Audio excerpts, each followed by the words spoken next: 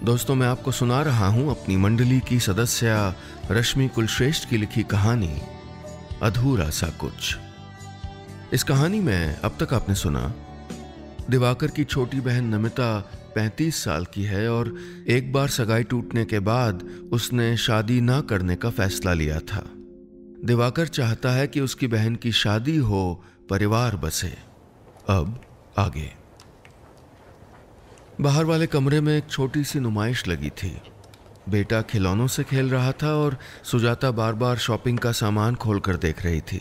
सस्ती चीजें लेने का क्रेडिट खुद ले रही थी। दीदी, ये झुमके इस साड़ी के साथ अच्छे लगेंगे ना? उसने पूछा तो मोबाइल में कुछ तलाशती नमिता का ध्यान बटा। हाँ, अच्छे लगेंगे, नमिता ने कहा। निमी, तू भी अपनी साड़ी तैयार करवा लेना। अगले हफ्ते माहेश्वरी के शोरूम का इनॉग्रेशन है, साथ चलना। मैंने कहा तो नमिता सर झुकाए बोली, वहाँ आपके दोस्तों के बीच क्या करूँगी? मैंने उठकर उसके हाथ से मोबाइल ले लिया। कहा, यूनिवर्सिटी फ्रेंड्स होंगे, गुलाटी, शर्मा और वेद भी आएगा। अच्छा, वेद भी? उसने पूछा।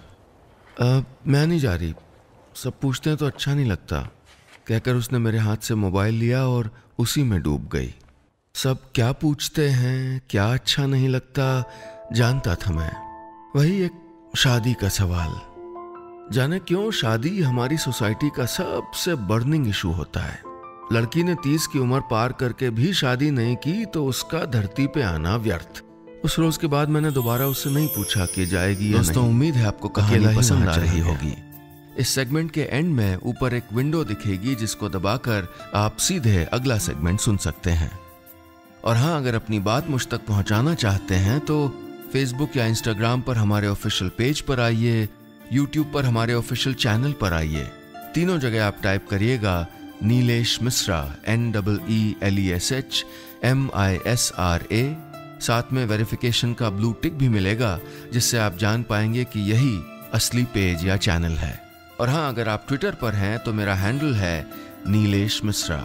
उस पर भी आपको वेरिफिकेशन का ब्लू टिक मिलेगा ताकि आप सही पते पर आएं। चलिए आगे बढ़ाता हूं कहानी।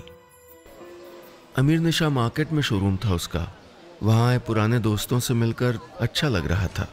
सब जरा जरा से बदल गए थे, वेद भी। ढला हुआ शरीर, माथा थोड़ा ज्यादा चौड़ा और आंखों के किनारे हल्के गड्ढे। यूनिवर्सिटी टाइम में वेद मेरा सबसे अच्छा दोस्त था, इतना कि उसका बेहिचक मेरे घर आना मुझको कभी खला नहीं। खाने वाले पंडाल में हम सूप की बोल लिए खड़े थे। यार, एक तू ही फिट है हम सब में, हमेशा डाइट पे रहता है क्या? मैंने पूछा तो वो हंसकर बोल में स्पून घुमाते हुए बोला, वैसा ही तो हूँ। नहीं, पिछली बार था पेट वेट, मैंने टोका। 7 साल पहले, कहते हुए वो जरा सा हंसा, फिर होंठ दबाकर सूप में कुछ ढूंढते हुए बोला, 4 साल पहले डिवोर्स हो गया, शायद इसी वजह से, आई डोंट नो। और तू बता? कहते हुए उसने बात बदली, लेकिन मैं कुछ नहीं कह पाया। न पूछ पाया कि क्यों हुआ तलाक, ना दिलासा दे पाया कि शायद लाइफ में कुछ और अच्छा होने वाला हो। और नमिता कैसी है?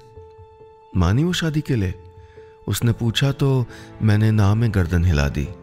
वहां से घर पहुंचने तक वेद किसी बुलबुले सा दिमाग में उठता रहा, फूटता, बनता रहा।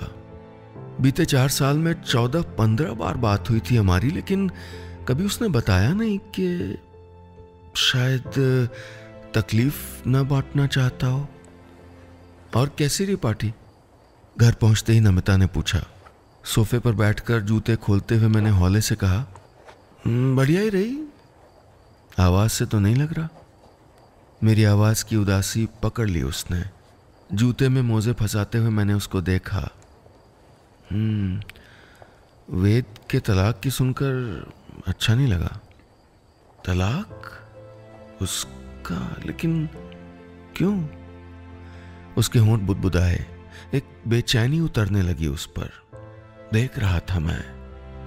मेज के किनारों पर कसती उसकी उंगलियों में उतनी ही तड़प थी जितनी उसका अपना रिश्ता टूटने पर हुई थी। दोस्तों, आगे की कहानी सुनने के लिए ऊपर जो छोटी सी विंडो देख रहे हैं उसको क्लिक करिए और सीधे अगले सेगमेंट में पहुंच जाइए।